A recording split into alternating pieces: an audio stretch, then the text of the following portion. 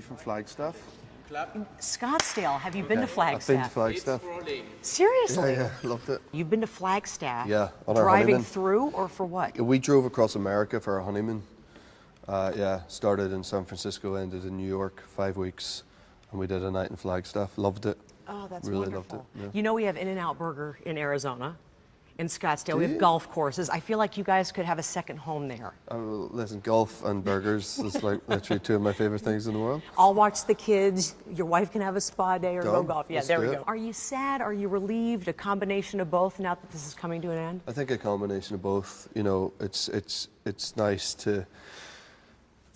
to be sat here and have been able to make all three, and there been enough interest to make all three, and them to have made so much money and be a success, and you know, hopefully satisfy the fans, and you know, everything has to come to an end, obviously, and you're also keen to move on. And as much as this is such a unique job, and there's so much attention and scrutiny and on it, but it is still just a job, and they are just characters we're playing, and you know, you just sort of think, right, as an actor, you just move on to the next thing. But this one's different, and we might never do a job that has so much attention on it again, which might not be a bad thing. This starts out, you guys get married and you navigate the typical first year of marriage problems, like when the architect is hitting on your husband and that whole thing. What was the biggest adjustment for you in your first year of marriage? What was the hardest thing to get used to? My wife got pregnant very early on in our first year of marriage, so that becomes all encompassing. It all becomes all about that, I guess. And I mean, we lived together for a long time before, so I sort of feel like marriage didn't really change like our day to day, and I still feel that. You know, we're about to celebrate our 5th wedding anniversary. Aww. And I still feel the same. I just feel like I'm just living with this like amazing person who I love and who's like my mate, and now we have these 2 beautiful little girls in our life. But I think that because the pregnancy happened in our first year, that feels like that took all the attention and maybe took some of the whatever pressure could potentially be put on us away from us in a way, you know. A similar storyline in this film. Please tell me your reaction in real life is a little different than the reaction Christian Grey has in this film. Yeah, I remember talking about that a lot on the day, being like, this is not how we should be reacting to this.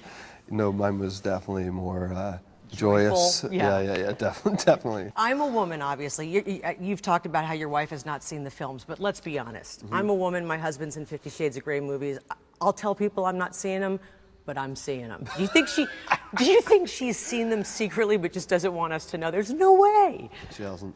She said one time I was away filming something else last year, maybe. I was in Budapest for a while, and I think she said, you know, it comes up in so many different, suddenly it's on demand or whatever, and it pops up and there's an advert, you're looking for something else and it says, I'm now available on demand. And she says you did have like a minute where she sort of hovered over the select button and then decided not. But we have this idea of watching it when we're like in our 80s, and it doesn't really matter.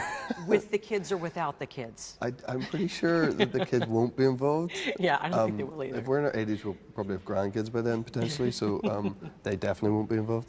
Yeah, we'll see. The soundtrack, obviously great, and for those who may not know, you actually are on the soundtrack. Yes, I didn't know that until quite recently myself, so it's a bit of a shock to me. Yeah. Yeah, but you've got a great voice. I know you say you don't love your voice. I know you've been in a band before. It's good. Okay.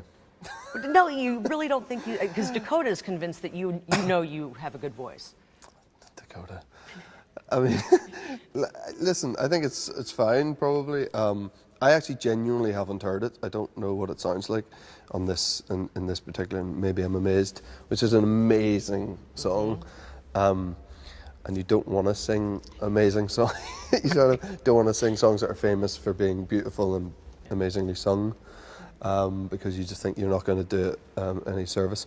But yeah, it's on there. I think it's only like 1 minute and 15 seconds, which is too long. No, it's not. It's actually good, and the soundtrack's so good. It's funny because in the films, obviously, every time you get intimate, and there are many scenes, sure, here comes a great song to go along with the action. That's true. What is the most romantic song, in your opinion, just in general?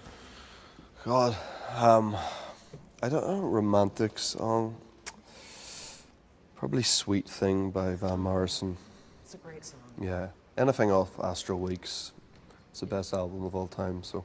They just wrapped me, but you said you're getting ready to celebrate your 5-year anniversary. Yeah. I smell another trip to Arizona for that. Oh, maybe, yeah. Scottsdale. All the golfers live in Scottsdale. Oh, they sure do. Don't they? And they all go cycling and stuff. Yep, there's like cycling, there's dirt biking, there's everything. Yeah. And it's always sunny. Yeah, right. Yeah. Cool. Hey, it's a pleasure. Thank you so much. James, Thanks for your time thank you. today.